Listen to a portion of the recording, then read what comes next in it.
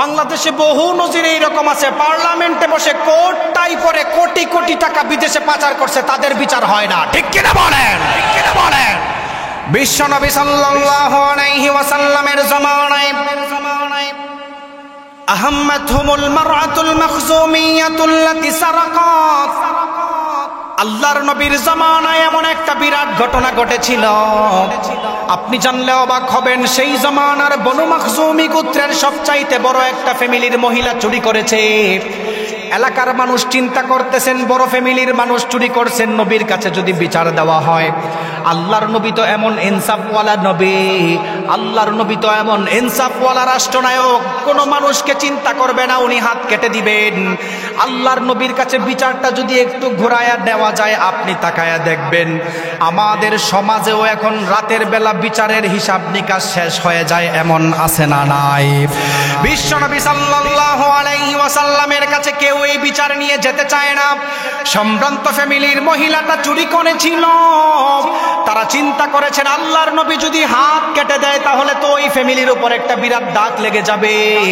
তারা চিন্তা করতেছেন মাইয়ুকাল্লিমু রাসূলুল্লাহি সাল্লাল্লাহু আলাইহি ওয়াসাল্লাম, আল্লাহর নবীর কাছে এই ঘটনাটা কে বলবে? আমরা তো ভয়ে কেউ আল্লাহর নবীর কাছে যেতে পারছি না। এমন সময় কিছু মানুষ, সাহাবায়ে কেরাম কিছু মানুষ উসামা ইবনে যায়েদ রাদিয়াল্লাহু তাআলা আনহুর কাছে গিয়ে হাজির হয়ে গেলেন।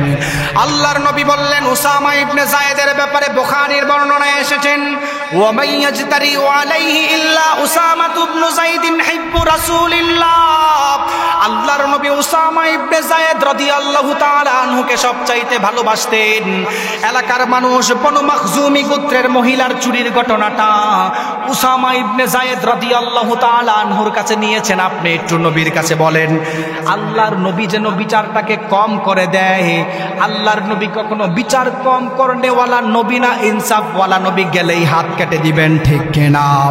পরের দিন সকালবেলায় উসামা ইবনে যায়েদ রাদিয়াল্লাহু তাআলা আনহু আমার নবীর দরবারে হাজির হয়ে গেল। ফাকাল্লামা রাসূলুল্লাহি সাল্লাল্লাহু আলাইহি ওয়াসাল্লাম, আল্লাহর নবীকে বললেন, ওগো আল্লাহর নবী, এলাকার মানুষরা আমার কাছে চলে এসেছে। আহম্মদ হুমুল মারআতুল মাখজুমিয়াতুল্লাতী সারাকাত, বনু মাখজুমি গোত্রের উচ্চ ফ্যামিলির মহিলা চুরি করেছিল, তার হাত যদি কেটে দেন সমাজের মধ্যে দাগ লেগে যাবে। আল্লাহর নবীর কাছে যখন সুপারিশ করলেন, আল্লাহর নবী উসামা ইবনে যায়েদ রাদিয়াল্লাহু তাআলা আনহুকে বললেন, ও উসামা, তুমি কি এমন কথা আমার কাছে নিয়ে এসেছো? তুমি কি বুঝো না? আতাশফাউ ফি হাদ্দিম মিন হুদুদিল্লাহ, আল্লাহর হদের বিরুদ্ধে আমার কাছে সুপারিশ করতেছো? ও উসামা, তোমার সাহসটা কত বড়, আল্লাহর আইনের বিরুদ্ধে আমার কাছে তুমি সুপারিশ করতেছো? আল্লাহর নবী তখন লাগান্বিত হয়ে গেলেন। বিশ্বনবী সাল্লাল্লাহু আলাইহি ওয়াসাল্লাম কওমা ফাখাতাবা, দাঁড়ায় গেল। আল্লাহর নবী দাঁড়ায় বলল, দুনিয়ার মানুষ, আইয়ুহান নাস, শুনে নাও সমস্ত মানুষ, ইন্নামা দাল্লা মান কানা ক্বাবলাকুম, তোমাদের পূর্বের মানুষ ধ্বংস হওয়ার দুইটা মূল কারণ হলো, এক নাম্বার হলো ইযা সারাকা শারীফু তারাকুহু ওয়া ইযা সারাকা দাঈফু ফীহিম আকামু আলাইহিল হাদ্দা। যখন কোন ধনী ফ্যামিলির মানুষ চুরি করত, তাদের বিচার করত না। ওয়া ইযা সারাকা দাঈফু ফীহিম আকামু আলাইহিল হাদ্দা, যখন কোন গরিব মানুষ চুরি করত, তার হাত কেটে দিত। এলাকার বিচারকরা তার উপর চড়াও হতো। ধনী মানুষদের বিচার করত না, এক চোখে তেল দিত আর এক চোখে পানি দিত। যারা এই কাজ করবেন মনে রাখবেন, লা শাবীহা লাহু লা ওয়ালাদ লাহু ওয়ালা ওয়ালিদা লাহু ওয়া হুয়াল ওয়াহিদুল ফারদুস সামাদ লাম ইয়ালিদ ওয়া লাম ইউলাদ ওয়া লাম ইয়াকুল লাহু কুফুয়ান আহাদ। ওয়া নাশহাদু আন্না সাইয়্যিদানা ওয়া নাবিয়ানা ওয়া বাশীরানা ওয়া নাযীরানা ওয়া তাবীবানা ওয়া তাবীবা আরওয়াহিনা মুহাম্মাদান আবদুল্লাহি ওয়া রাসূলুহু أرسله بالحق بشيرا ونذيرا وداعيا إلى الله بإذنه وسراجا منيرا أما بعد فقد قال الله تعالى في كلامه المجيد وفي فرقانه الحميد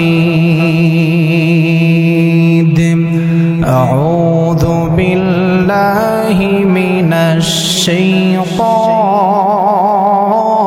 الرجيم بسم الله الرحمن الرحيم الذي خلق الموت والحياة ليبلوكم أيكم أحسن عملا وقال النبي صلى الله عليه وسلم يوشك أن يأتي على الناس زمان لا يبقى من الإسلام إلا اسمه ولا يبقى من القرآن إلا رسمه مساجدهم عامرة وهي خراب من الهدى علماؤهم شر من تحت أديب السماء أو كما قال عليه الصلاة والسلام شبه درود إبراهيم پوری اللهم صل على محمد وعلى آل محمد كما صليت على إبراهيم وعلى آل إبراهيم إنك حميد مجيد اللهم بارك على محمد وعلى آل محمد كما باركت على إبراهيم وعلى آل إبراهيم إنك حميد مجيد ربي زدني علما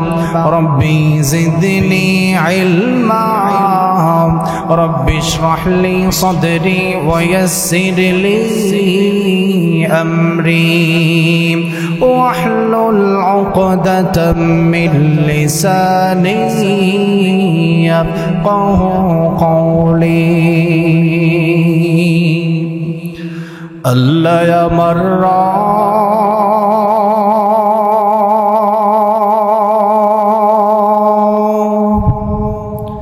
এই রবি আমার সব আল্লাহ আমার রব এই রবি আমার সব আল্লাহ আমার রব এই রবি আমার সব দমে দমে তনু মনে তারি অনুভব আল্লাহ আমার রব এই রবি আমার সব তোমার দুনিয়াতে আমি যেদিকে তাকাই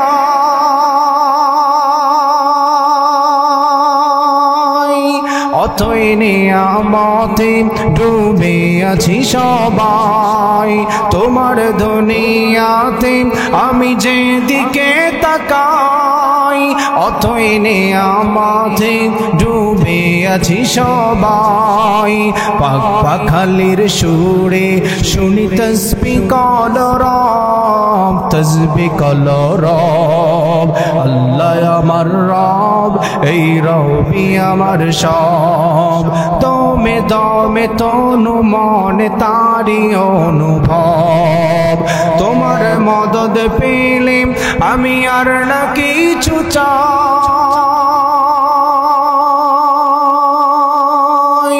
তোমার প্রেমের অনড় আমি কি দিয়ে নিভাই, তোমার মদদ পেলে আমি আর না কিছু চাই, তোমার প্রেমের অনড় আমি কি দিয়ে নিভাই। যার হয়েছ তুমি তার নেই যে পরাভব, নেই যে পরাভব। আল্লাহ আমার রব, এই রবি আমার সব, দমে দমে তনু মনে তারি অনুভব। আল্লাহ আমার রব,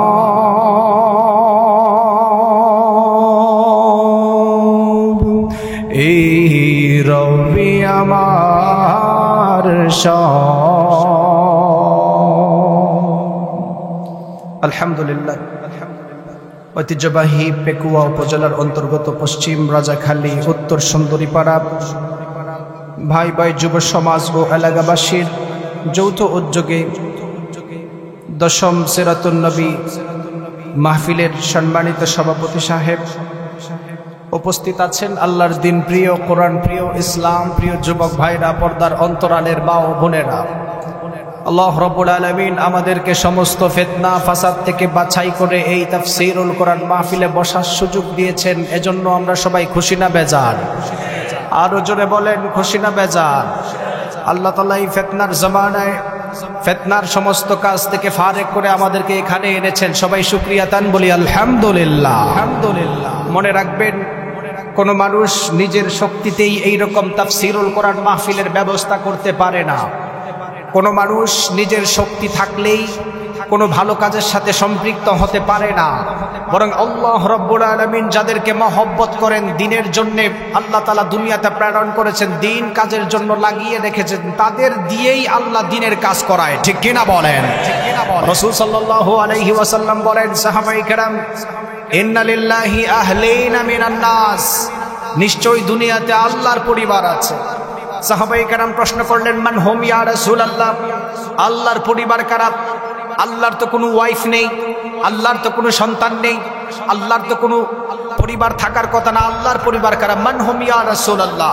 রাসূল সাল্লাল্লাহু আলাইহি ওয়াসাল্লাম বলেন, হুম আহলুল কুরআনি আহলুল্লাহি ওয়া খাসাতুহু, যারা কোরআনওয়ালা, কোরআনের সঙ্গে সম্পর্ক রাখে, কোরআনের সঙ্গে কাজ, তারা সবাই আল্লাহর পরিবার। সুবহানাল্লাহ পড়েন, সুবহানাল্লাহ। এই হাদিস থেকে বোঝা যায়, যারা এখানে বসেছেন আপনারা আল্লাহর পরিবার, যারা আয়োজন করেছেন তারাও আল্লাহর হতে পেরে আমরা কে কে খুশি? দুইটা হাত তুলে আল্লাহকে দেখায়।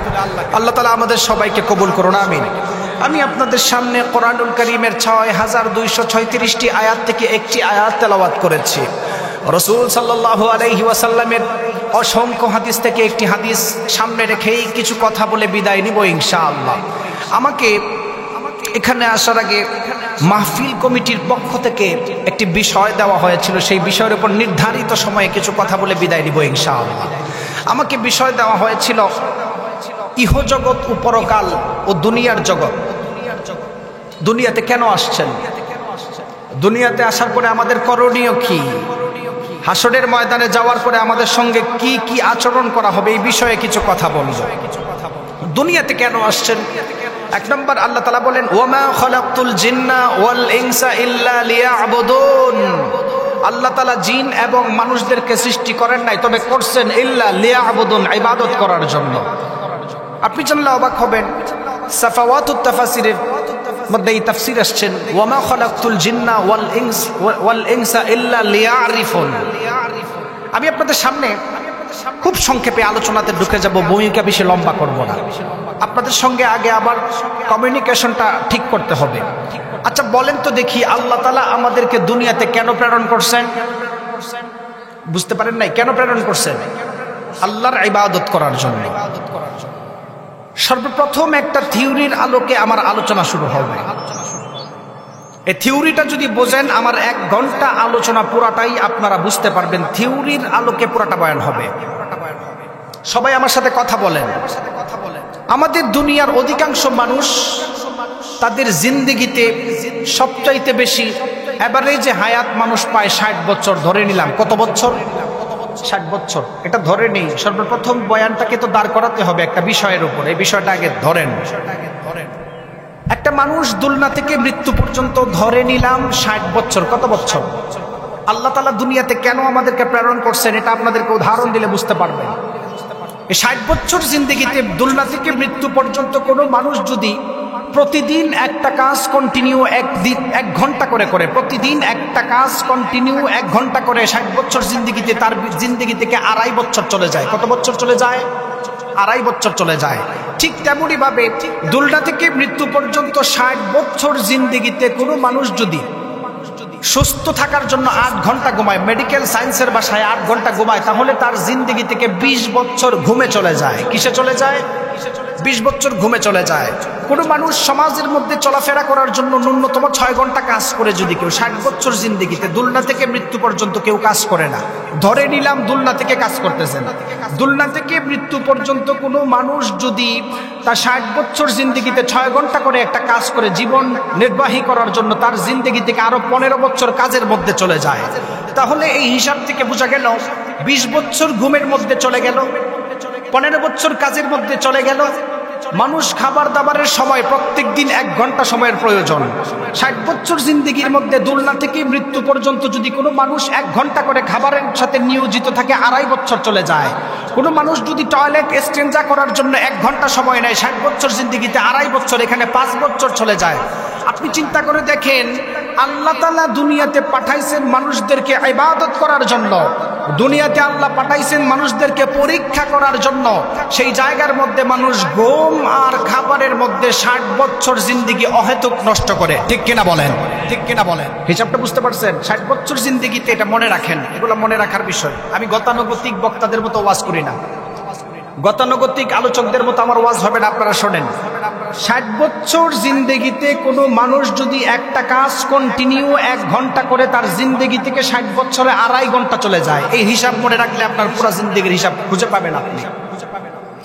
এবার আসেন, এই 60 বছর জিন্দেগিতে দুনিয়াতে আসার পরে আপনি আল্লাহর ইবাদত করার ক্ষেত্রে যদি আপনি কমতি করেন, আল্লাহর ইবাদত করার ক্ষেত্রে যদি আপনি গাফলতি করেন, তাহলে 60 বছর জিন্দেগি পুরোটাই বৃথা হবে। ঠিক কিনা বলেন? কিন্তু কোনো মানুষ যদি 60 বছর জিন্দেগির মধ্যে নির্দিষ্ট কিছু আমল, নির্দিষ্ট কিছু কাজ করে, সমাজে চলাফেরা করার সময় জুলুম না করে, সমাজে চলাফেরা করার সময় সুষম বন্টনের সাথে সম্পৃক্ত থাকে, ওই মানুষটার 60 বছর জিন্দেগিটা পুরাটাই ইবাদতে লিপ্ত হয়ে যাবে। সুবহানাল্লাহ পড়বেন না? আল্লাহ পড়বেন না? আপনার একটা ভুলের কারণে 60 বছর জিন্দেগি বৃথাও যেতে পারে, আপনার একটা ডিসিশনের কারণে আপনার 60 বছর জিন্দেগি বৃথাও যেতে পারে। আল্লাহ তাআলা বলেন, আমি দুনিয়ার মানুষদেরকে দুনিয়াতে প্রেরণ করছি পরীক্ষা করার জন্য। কি করার জন্য? পরীক্ষা করার জন্য। পরীক্ষা করার জন্য আল্লাহ তাআলা একটি গাইডলাইন দিয়েছেন, হেদায়েতের গাইডলাইন। সেই কিতাবটির নাম কি? আরো জোরে বলেন, কোরআন। কোনো মানুষ যদি দুনিয়ার মধ্যে চলাফেরা করতে চায়, কোরআন ছাড়া চলা সম্ভব না। ঠিক কিনা বলেন? আপনি যদি আপনাদের এই পেকুয়া বাজার থেকে এই অ্যান্ড্রয়েড ফোন কিনে, কেউ অ্যান্ড্রয়েড ফোন কেনার সময় সেখানের মধ্যে একটা বই দেওয়া থাকে, সেই বইয়ের মধ্যে লেখা থাকে অমুক বাটনে ক্লিক করলে ফোন অন হবে, অমুক বাটনে ক্লিক করলে ফোন বন্ধ হয়ে যাবে, অমুক বাটনে ক্লিক করলে ফোন রিসিভ হবে, অমুক বাটনে ক্লিক করলে ফোন আবার ওই দেশে যাবে। এরকম বইয়ে কিছু গাইডলাইন লেখা আছে না নাই? মনে রাখবেন, দুনিয়ার জমিনে যদি আপনি কোনো জিনিস চালাতে চান অবশ্যই গাইডলাইনের প্রয়োজন। ঠিক তেমনই ভাবে আপনি আল্লাহর দুনিয়ার মধ্যে যদি চলতে চান, আল্লাহর কোরআন ছাড়া চলা সম্ভব না। ঠিক কিনা বলেন? ঠিক কিনা বলেন? এখন যদি কোনো মানুষ আল্লাহ ওয়ালাদেরকে জঙ্গিবাদ বলে গালি দেয়, মনে রাখবেন সে আবু জাহেলের উত্তরসূরি। ঠিক কিনা বলেন? ঠিক কিনা বলেন? তাহলে কোরআন নাজিল করার মাধ্যমে আল্লাহ হেদায়েতের গাইডলাইন দিয়েছেন কি কি করব। কোরআন এবং হাদিসের আলোকে কিছু কথা বলবো। আপনারা সবাই বসবেন তো? আল্লাহ তাআলা বুঝার তৌফিক দান করুক, বসার তৌফিক দান করুক। আল্লাহ রাব্বুল আলামিন কোরআন নাজিল করার মাধ্যমে দুনিয়ার মানুষদেরকে জানানো এই কোরআন নাজিল করার মাধ্যমে আল্লাহ সমস্ত কিছুর সমাধান দুনিয়ার মধ্যে দিয়েছেন। যেই মানুষগুলি দুনিয়ার মধ্যে চলাফেরা করা অবস্থায় কোরআনকে মানবে, কোরআনকে জানবে, কোরআন অনুযায়ী জীবন চালাবে, রব্বুল আলামিন ওই মানুষটাকে জান্নাতের ফয়সালা দিয়েছেন। আর যেই মানুষগুলি দুনিয়ার মধ্যে আসার পরে কোরআন মানে নাই, যেই মানুষগুলি দুনিয়ার মধ্যে আসার পরে নবী রাসূলদেরকে মানে নাই, উলামায়ে কেরামদেরকে কাঠমোল্লা বলে গালি দিয়েছিল, তাদের ব্যাপারে রব্বুল আলামিন জাহান্নামের কথাও কোরআনের মধ্যে বলেছেন। আপনি তাকায় দেখবেন সমাজের মানুষ দুনিয়ার মধ্যে আসার পরে তারা অহংকারী হয়ে যায়। আমাদের সমাজের মানুষ দুনিয়ার মধ্যে আসার পরে অহংকারী হয়ে যায়, দুনিয়ার মধ্যে অহংকার করা শুরু করে। অথচ আল্লাহ কি কারণে দুনিয়ার মধ্যে মানুষদেরকে প্রেরণ করেছেন সেটা নিয়ে চিন্তা করে না। দুনিয়ার মধ্যে কিভাবে আমাদের চলা প্রয়োজন, আল্লাহ তাআলা কিভাবে দুনিয়ার মধ্যে মানুষদেরকে পরীক্ষা করে। রব্বুল আলামিন বললেন, ও দুনিয়ার মানুষেরা, আমি আল্লাহ দুনিয়াতে মানুষদেরকে প্রেরণ করে ধন সম্পদ দিয়ে মানুষদেরকে পরীক্ষা করি, সন্তান সন্ততি দিয়ে মানুষদেরকে পরীক্ষা করি, মানুষদেরকে ক্ষমতা দিয়ে পরীক্ষা করি। যেই মানুষগুলি দুনিয়ার মধ্যে ধন সম্পদ পাওয়ার পরে যারা দুনিয়ার মধ্যে রাহাজানি করে, সন্তান বেশি হওয়ার কারণে সমাজের মধ্যে জুলুম করে, সন্তান বেশি হওয়ার কারণে যারা সমাজের মধ্যে রাহাজানি করে, মনে রাখবেন শতবারও যদি হজ করে ওই মানুষটা কখনো জান্নাতের চেহারাও দেখতে পাবে না। আপনাদেরকে বুখারীর একটা হাদিস শোনালে বুঝতে পারবেন। বিশ্বনবী সাল্লাল্লাহু আলাইহি ওয়াসাল্লাম বললেন, ও সাহাবায়ে কেরামরা, আতাদরুনা বানিল মুফলিস, বলো তো দেখি দুনিয়া এবং আখিরাতের মধ্যে গরীব কারা? সাহাবায়ে কেরাম আমার নবীকে বলল, ইয়া রাসূলুল্লাহ, আল মুফলিসু ফিনা মান লা দিরহাম লাহু ওয়ালা মাতাম। ওগো আল্লাহর নবী, যাদের কাছে দুনিয়ার মধ্যে টাকা পয়সা নাই, যারা দুনিয়ার মধ্যে দিরহাম নাই, ঘর বাড়ি নাই, তারাই হয়তো দুনিয়ার মধ্যে সবচাইতে গরীব। আপনাদের পেকুয়ার মধ্যে যদি আমি প্রশ্ন করি, ও পেকুয়ার যুবক ভাইরা, আপনাদের এলাকার সবচাইতে গরীব মানুষ কারা? আপনারা বলবেন, হুজুর আমাদের এলাকায় যাদের ঘর বাড়ি নাই, আমাদের এলাকার মধ্যে যাদের ঘর বাড়ি নাই, টাকা নাই, তারাই হলো সবচাইতে গরীব। এই কথাটাই আপনারা বলবেন। সাহাবায়ে কেরাম আমার নবীকে বলল, ইয়া রাসূলুল্লাহ, আপনি তো বলেছেন দুনিয়া এবং আখিরাতের মধ্যে গরীব কারা? আল্লাহর নবীকে বলল, আল মুফলিসু ফিনা মান লা দিরহাম লাহু ওয়ালা মাতাম। ওগো আল্লাহর নবী, সমাজের কাছে যাদের কাছে টাকা নাই, পয়সা নাই, তাদেরকে গরীব বলা হয়। আল্লাহর নবী বললেন, ও সাহাবায়ে কেরাম, তোমাদের জবাবটা ভুল হয়েছে, শুনে নাও।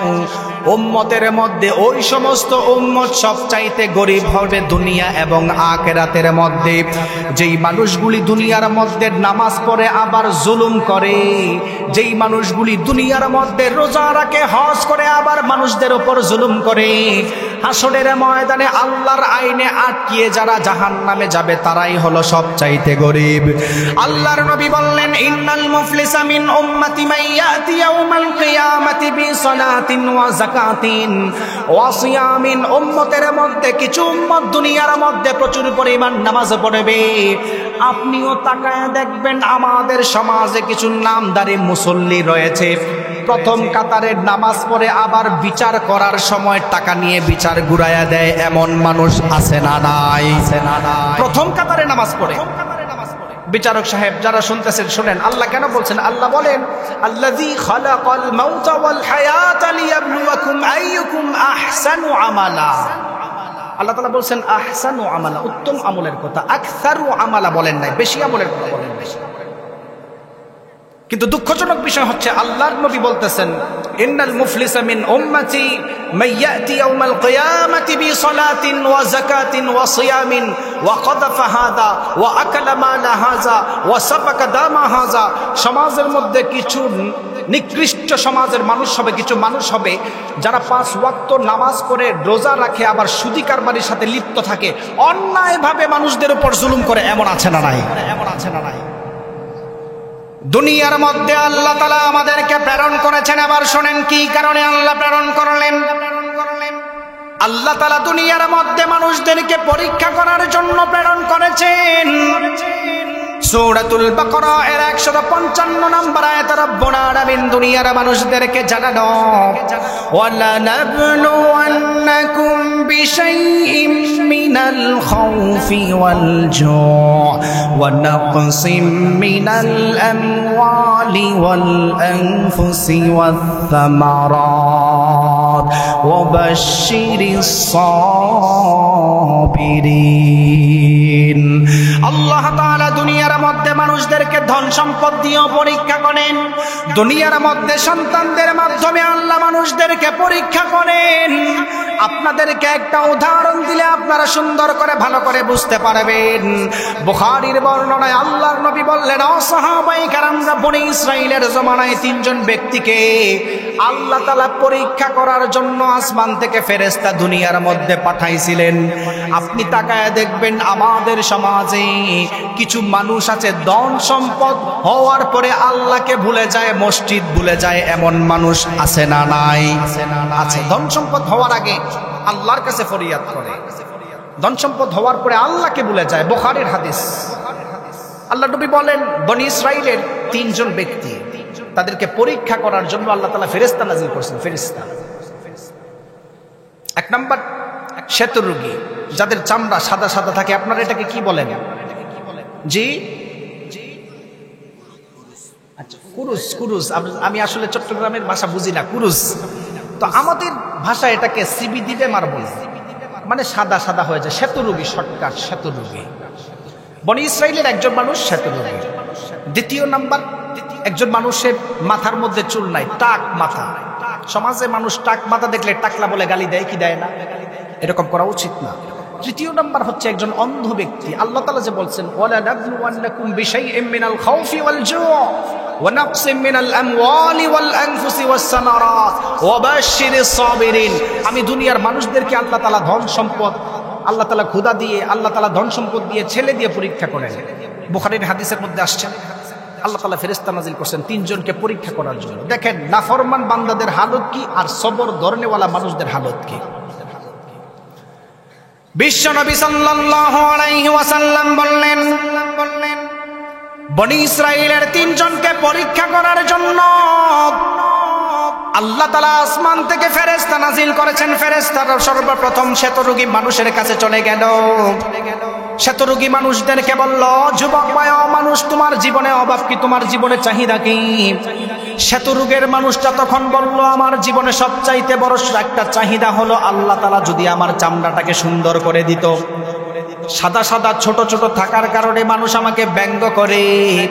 আল্লাহ তাআলা যদি আমাকে এটা ভালো করে দিত, আমার জীবনে আর কোনো চাওয়া নাই। ফেরেশতা যখন হাত বুলালেন, সঙ্গে সঙ্গে আল্লাহ তাআলা ওই মানুষটার চামড়াটাকে রিপেয়ার করে নতুন করে তৈরি করে দিলেন। সুবহানাল্লাহ।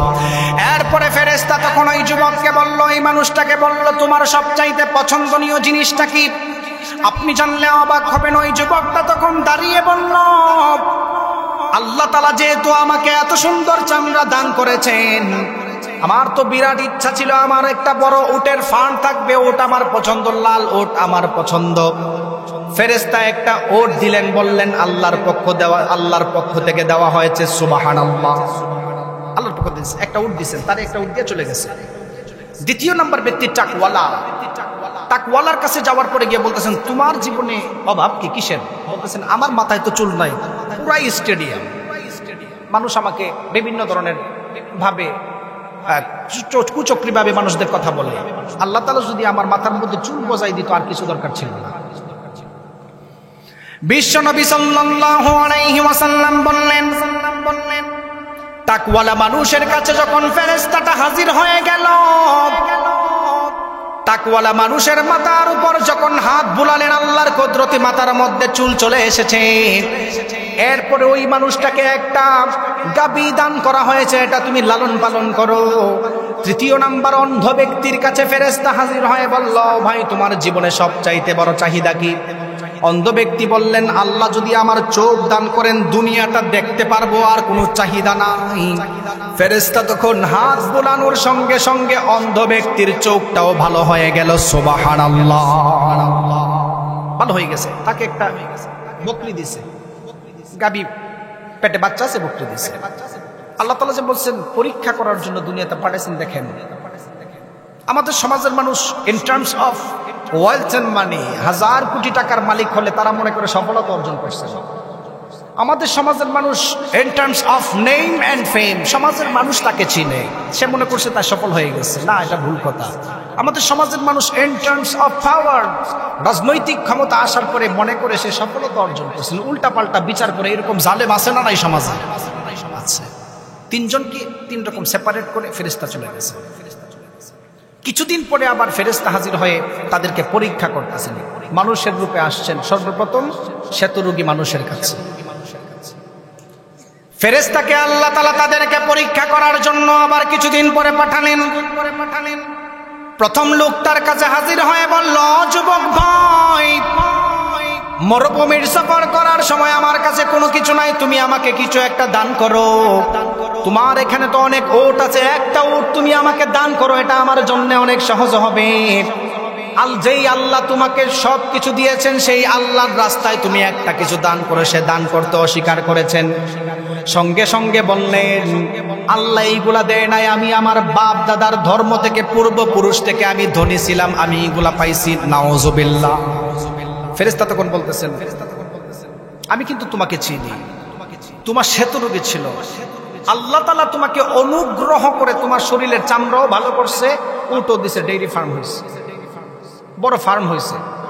আল্লাহর রাস্তায় তুমি না দিয়ে মিথ্যা কথা বলতেছো। তুমি যদি মিথ্যা কথা বলো আগের অবস্থায় ফিরে যাবে। সঙ্গে সঙ্গে আগের অবস্থায় তার রূপ ফিরে আসছে।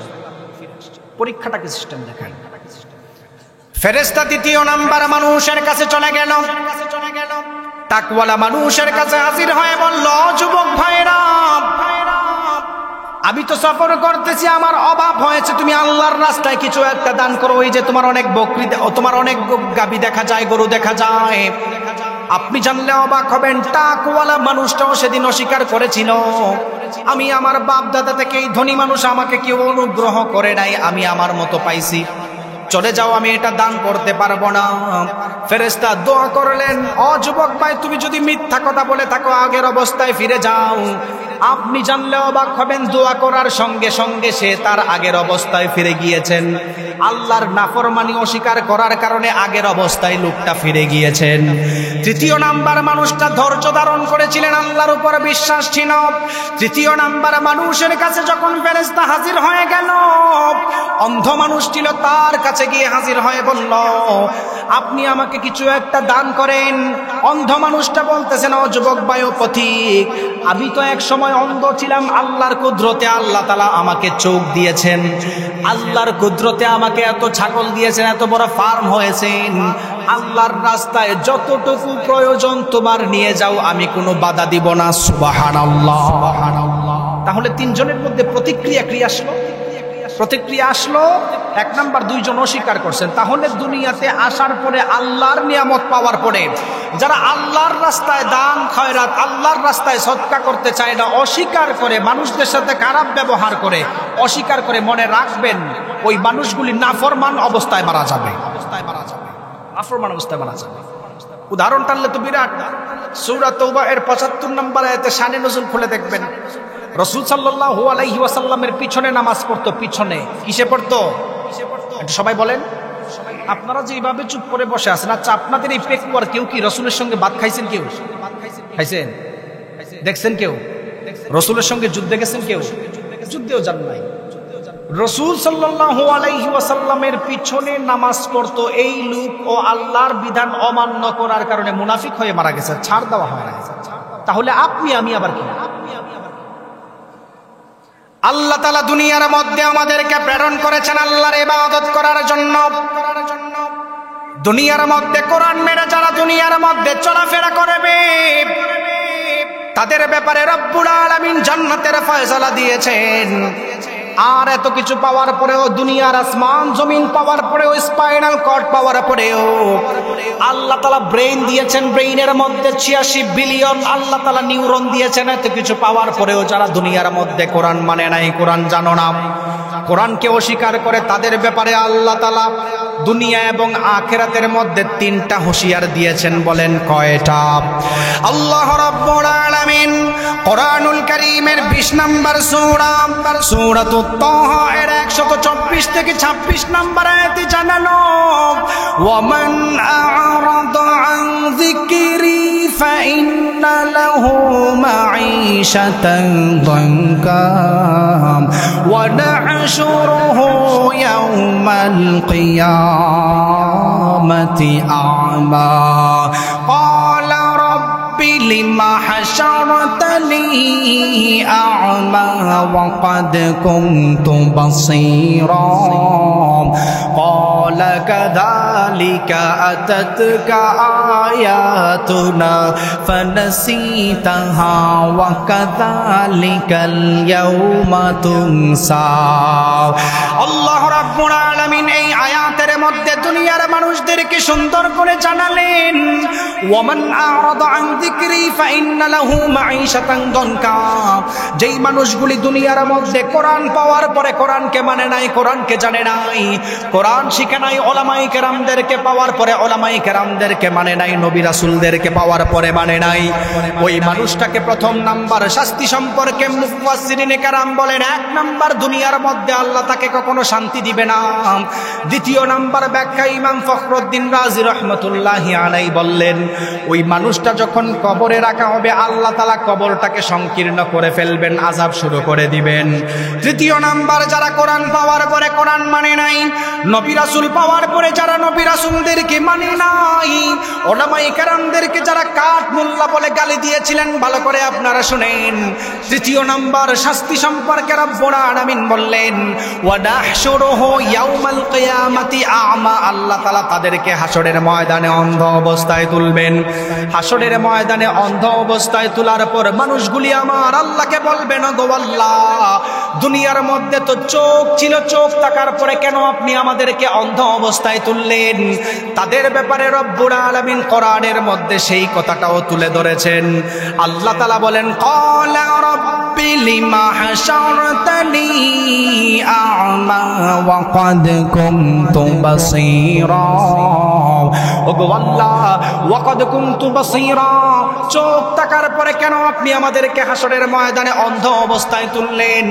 আপনি জানলে অবাক হবেন। আল্লাহ তাআলা তাদের জবাবে সূরাতুত তাহা এর 126 নম্বর আয়াতে বললেন, ক্বালা কাযালিকা আতাতকা আয়াতুনা ফানাসিতাহা ওয়া কাযালিকাল ইয়াউমা তুনসা। দুনিয়ার মধ্যে কোরআন পাওয়ার পরে কোরআনকে মানো নাই, নবী রাসূল পাওয়ার পরে নবী রাসূলদেরকে মানো নাই, ওলামায়ে কেরামদেরকে জঙ্গি বলে গালি দিয়েছিলে, জেলের মধ্যে ঢুকায়া অত্যাচার করেছিলে। এই কারণে আল্লাহ তাআলা কিছু মানুষদেরকে অন্ধ অবস্থায় হাজির করবেন। আপনি জানলে অবাক হবেন, আমাদের সমাজে এইরকম কিছু কুলাঙ্গার বসবাস করে, যারা ওলামায়ে কেরামদেরকে জঙ্গি বলে গালি দেয়, জঙ্গি বলে গালি দিয়ে মসজিদ মাদ্রাসা থেকে বের করে দেয়, জেলের মধ্যে ঢুকায়া মানুষদেরকে ফাঁসি দিয়ে হত্যা করে। এমন জালেম সমাজের মধ্যে আছে না নাই? যারা দিবসে জামি যায় লড়ে যায় দিন কায়েমের তরে, তুমি তাদেরকে জঙ্গি বলো বাতিলের সুর ধরে। ফতোয়া দিয়ে উম্মার মাঝে বিভক্তি শুধু বাড়াও, নিজেকে ভাবো হক বাকিরা ভুলেই নীতিটা ছড়াও। তুমি ভাঙনের খেলা খেলতে জানো, গড়তে জানো না, খোদার রজ্জু আঁকড়ে ধরে বাঁচতে জানো না। কেমন মুসলমান তুমি একটু বলো না, কেমন তোমার ঈমান একটু ভাবো না। তুমি মিসওয়াক করা ফজিলত তো জানো, কথা বলার আগে তুমি সালাম দেওয়া মানো। শুধু হক কথাটা উচ্চ স্বরে বলতে পারো না, অন্যায় দেখে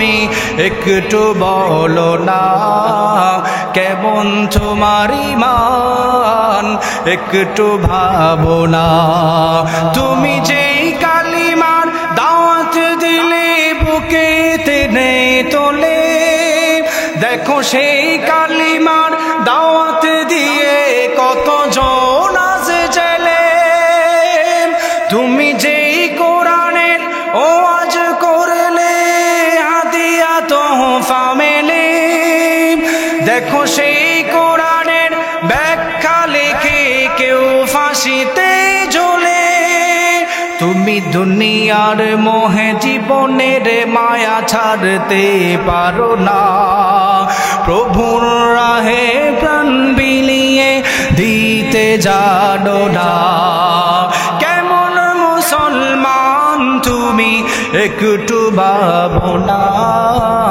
কেমন তোমার ঈমান একটু বলো না ঠিক না সমাজে এইরকম জালেম আছে না নাই আছে আমি প্রথমেই বলেছিলাম আপনাদের এলাকাতেও পাবেন 5 ওয়াক্ত নামাজ পড়ে সমাজের মধ্যে কিন্তু জুলুম করার সময় সবার উপরে থাকে এরকম আছে না নাই এরকম কুলাঙ্গার ভুল বললেন এই সমস্ত মুসল্লিরা কখনো জান্নাতে যাবে না যারা নামাজ পড়ে দেখানোর জন্য কিন্তু বিচার করার সময় এক চোখে তেল আরেক চোখে পানি দেয় কুলাঙ্গার আছে না নাই আমি কারোর বিরুদ্ধে বলতেছি না হাদিস দিয়ে রেফারেন্স দিই বুখারীর হাদিস শুনেন রাসূলের জমানায় উনার জমানায় একটা এইরকম ঘটনা ঘটছিল আমাদের সমাজের সবচাইতে বড় ধ্বংস হওয়ার মূল কারণ কি জানেন আমি এখন দুনিয়ার ওয়াজ করতেছি পরে কবরে যাব আগে দুনিয়ার ওয়াজ শুনেন আমাকে বিষয় দিয়েছে দুনিয়া এবং হাসর আগে দুনিয়ার ওয়াজটা শুনেন আমাদের সমাজে কিছু মানুষ আছে যারা চেয়ারম্যান সাহেব আছেন মেম্বার সাহেব আছেন পার্লামেন্টের কেউ যদি থাকেন ভালো করে শুনেন হাদিসটা আপনাদের জন্য যারা বিচার করার পরে বিচার করার সময় ধনী গরিব বিচার আলাদা আলাদা করে বিচার করে মনে রাখবেন তারা কখনো জান্নাতের কোশ্চিন কালেও যাবে না ঠিক কিনা বলেন ঠিক কিনা বলেন আমাদের সমাজে কিছু নেতা সাহেব আছে হযরত বিচার করছে কোনো মানুষ 10 টাকা দিলে তারে আর বিচার করে না ছেড়ে দেয় এরকম আছে না নাই বাংলাদেশে বহু নজিরে এরকম আছে পার্লামেন্টে বসে কোটাই করে কোটি কোটি টাকা বিদেশে পাচার করছে তাদের বিচার হয় না ঠিক কিনা বলেন ঠিক কিনা বলেন বিশ্বনবী সাল্লাল্লাহু আলাইহি ওয়াসাল্লামের জামানায়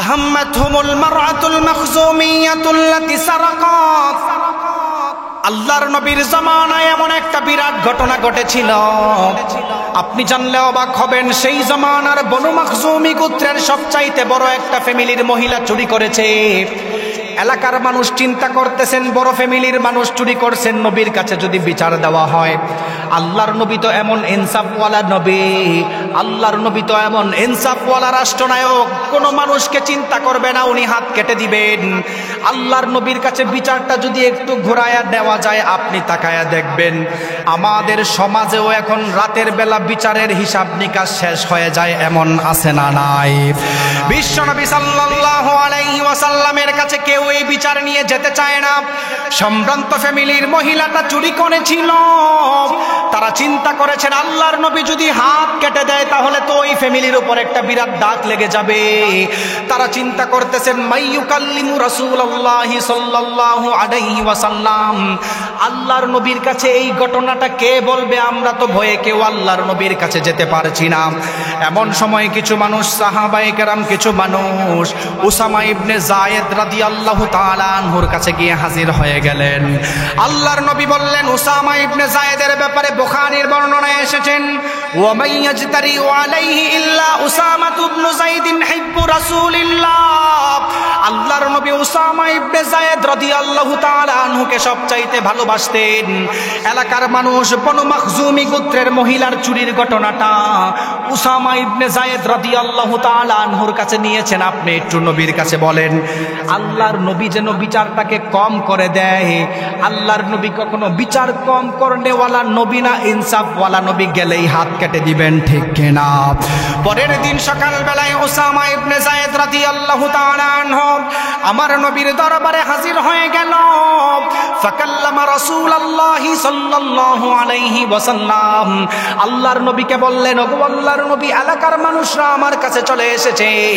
আহম্মদ হুমুল মারআতুল মাখজুমিয়াতুল্লাতী সারাকাত, বনু মাখজুমি গোত্রের উচ্চ ফ্যামিলির মহিলা চুরি করেছিল, তার হাত যদি কেটে দেন সমাজের মধ্যে দাগ লেগে যাবে।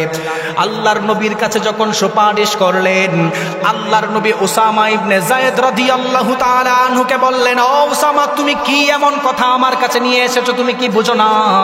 আতাশফাউ ফি হাদ্দিম মিন হুদুদিল্লাহ, আল্লাহর হদের বিরুদ্ধে আমার কাছে সুপারিশ করতেছো?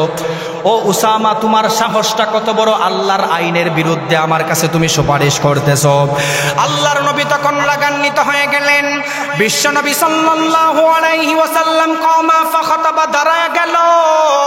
আল্লাহর নবী দাঁড়ায় বলল, দুনিয়ার মানুষ, আইয়ুহান নাস, শুনে নাও সমস্ত মানুষ, ইন্নামা দাল্লা মান কানা ক্বাবলাকুম, তোমাদের পূর্বের মানুষ ধ্বংস হওয়ার দুইটা মূল কারণ হলো, এক নাম্বার হলো ইযা সারাকা শারীফু তারাকুহু ওয়া ইযা সারাকা আদ-দাঈফু ফীহিম আকামু আলাইহিল হাদ্দা, যখন কোন ধনী ফ্যামিলির মানুষ চুরি করত তাদের বিচার করত না। ওয়া ইযা সারাকা আদ-দাঈফু ফীহিম আকামু আলাইহিল হাদ্দা, যখন কোন গরিব মানুষ চুরি করত তার হাত কেটে দিত। এলাকার বিচারকরা তার উপর চড়াও হতো। ধনী মানুষদের বিচার করত না, এক চোখে তেল দিত আর এক চোখে পানি দিত। যারা এই কাজ করবেন মনে রাখবেন, সমাজ ধ্বংস হওয়ার মূল কারিগর তারা, ঠিক কিনা? সমাজ নষ্ট হওয়ার মূল কারিগর। রাসূল বলেন, আতাশফাউ ফি হাদ্দিম মিন হুদুদিল্লাহ, এত বড় সাহস! আল্লাহর আইন, চুরি করলে হাত কাটে, সে যেই হোক না কেন। রাসূল লাস্ট মুহূর্তে এমন কথা বলছেন, রাসূল খুব কম আল্লাহর কসম খাইছেন। ওই দিন রাসূল আল্লাহর কসম খাইছেন। ওয়াইমুল্লাহ দাঁড়াই গেছেন, কওমা ফাখাতাবা, দাঁড়ায় উনি বক্তব্য দিচ্ছেন, আইয়ুহান নাস ইন্নামা দাল্লা মান কানা ক্বাবলাকুম, তোমাদের পূর্বের মানুষ ধ্বংস হয়েছিল দুইটা কারণে। এক নাম্বার, শুনে রাখেন, যারা চেয়ারম্যান সাহেব থাকলে ভালো করে শুনেন, এমপি পদপ্রার্থী যারা থাকবেন ভবিষ্যতে ভালো করে শুনেন, ইযা সারাকা শারীফু তারাকুহু, যখন এলাকার ধনী মানুষ চুরি করে তাদেরকে ছেড়ে দিত, তারা ধ্বংস হয়ে গিয়েছে। ওয়া ইযা সারাকা আদ-দাঈফু ফীহিম আকামু আলাইহিল হাদ্দা, যখন কোনো গরিব মানুষ চুরি করত তাদেরকে বিচার করত। বর্তমান বাংলাদেশটা তো এইভাবেই চলছে, ঠিক কিনা বলেন? বর্তমান বাংলাদেশে তো রাহাজারির সাইলাব চলতেছেন, কোটটাই করে আমাদের ধন সম্পদ আমেরিকাতে পাচার করে, তাদের বিচার সমাজের মানুষ করতে পারে না, ঠিক কিনা বলেন? সমস্ত ধ্বংস হবে। কিন্তু এলাকার কেউ ডাব চুরি করলে তারে দইরে ইচ্ছা মতো পিঠটা হাড্ডি ভাঙবে। এই হচ্ছে আমাদের অবস্থা। রাসূল ওই দিন আল্লাহর কসম খাইছেন, ওয়াইমুল্লাহ, দাঁড়াই গেছে। বিশ্ব নবী বললেন, ওয়াইমুল্লাহ, আল্লাহর কসম, লাউ আন্না ফাতিমাতা বিনত মুহাম্মাদিন সাল্লাল্লাহু আলাইহি ওয়াসাল্লাম, আল্লাহর কসম, আমি নবী মুহাম্মদ সাল্লাল্লাহু আলাইহি ওয়াসাল্লামের মেয়ে ফাতেমা রাদিয়াল্লাহু তাআলা আনহা যদি চুরি করে বিচার নিয়ে আসো, সারাকাত লাকাতা মুহাম্মাদুন ইয়াদাহা, আমি আল্লাহর নবী দ্বিধা দ্বন্দ্ব করব না, তার হাতটাকে কেটে দিব। সুবহানাল্লাহ। আপনি বুঝতে পারছেন কোন নবীর উম্মত আপনি? নবী বলতেছেন, লাউ আন্না ফাতিমাতা বিনত মুহাম্মাদিন সাল্লাল্লাহু আলাইহি ওয়াসাল্লাম সারাকাত লাকাতা মুহাম্মাদুন ইয়াদাহা, হাত কেটে দিব। আমার মেয়ে যদি চুরি করে আর তুমি আসছো বনু মাখজুমি গোত্রের বিচার নিয়ে। অথচ চিন্তা করে দেখেন, আমাদের সমাজে সারা বাংলাদেশে এই রাহাজারি বর্তমানে চলতেছে। নেতা যেটা বলে তারা পাগল হয়ে সেটা মানে। নেতা যদি বলে এখন রাত, রাত। নেতা যদি বলে এখন দিন, দিন। এরকম মানুষ আছে না? আছে। এবার আসেন, দুনিয়ার কথা আমরা সংক্ষেপে নিয়ে নিলাম। এবার আসেন আমাকে যে বিষয় দেওয়া হচ্ছে, হাসরের বিষয়। দুনিয়ার মধ্যে যখন মানুষরা হাজারির মধ্যে লিপ্ত হয়ে যাবে, হাসরের ময়দানে আল্লাহ তাআলা তাদের বিচারটাও কঠিন করবেন। মনে রাখবেন, কোরআন পাওয়ার পরে যারা কোরআনকে মানে নাই, নবী রাসূলের আইন পাওয়ার পরে যারা নবী রাসূলের আইন মানে নাই, মনে রাখবেন হাসরের ময়দানে যারা দুনিয়ার টালটু ফালটু নেতা, চোর বাটপার নেতাদের অনুসরণ করেছিল, আল্লাহ তাআলা তাদেরকেও জাহান্নামে ঢুকাবেন নেতাদের সঙ্গে। তাদেরকে কখনো ছাড় দেওয়া হবে না। আপনি তাকায় দেখবেন আমাদের সমাজের মানুষ দুনিয়ার মধ্যে রাহাজারি করার সময় চিন্তা করে না মৃত্যুর সময় অনেক কষ্ট করে, এমন মানুষ আছে না নাই? আছে। মৃত্যুর সময় মানুষ অনেক কষ্ট করে, যারা সমাজের মধ্যে বিচার কার্যে লিপ্ত হবেন। এখানে কি ঝগড়া লাগছে নাকি? সবাই উঠেন না, বসেন। তাদেরটা কয়েকজন গিয়ে থামান, এখানে আওয়াজ হলে ওয়াজ হবে না। এইভাবে যে কথা বলতেছিলাম, কিছু কিছু মানুষ আছে দেখবেন মৃত্যুর সময় খুব হাউমাউ করে, ছটপট করে, এরকম আছে না নাই? দেখেন না এরকম অনেকে প্রস্রাব পায়খানা পর্যন্ত করে দেয়। আবার কিছু কিছু মানুষ হাসি মুখে দুনিয়াতে করে, এরকম আছে না নাই? আছে। এটার কারণ আছে। এই যে এতক্ষণ যা বললাম, দুনিয়াতে চলা অবস্থায় যদি আপনি খারাপ কাজের সাথে লিপ্ত থাকেন, মৃত্যুর সময় কঠিন মৃত্যু হবে। বিশ্বনবী সাল্লাল্লাহু আলাইহি ওয়াসাল্লাম বললেন, সাহাবায়ে কেরাম দিলের কান লাগায় শুনে নাও, মুমিন ব্যক্তির সামনে যখন মালাকুল মাউত আজরাইল হাজির হয়ে যায়, মুমিন ব্যক্তির সঙ্গে যখন মালাকুল আজরাইল আলাইহিস সালামের মালাকুল মাউত আজরাইল আলাইহিস সালাম সামনে চলে আসে, তার সামনে জান্নাতের কাফন নিয়ে হাজির হয়ে যায়, তার সামনে এসে ভালো ভঙ্গিমা নিয়ে দাঁড়িয়ে তার বসে যায়।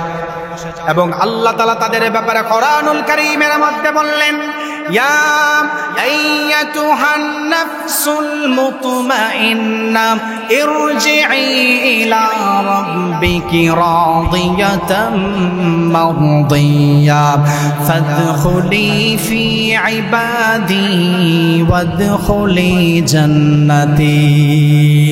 মুমিন ব্যক্তির সামনে মালাকুল মাউত আজরাইল হাজির হয়ে বলল, প্রশান্তময় আত্মা বের হয়ে যাও।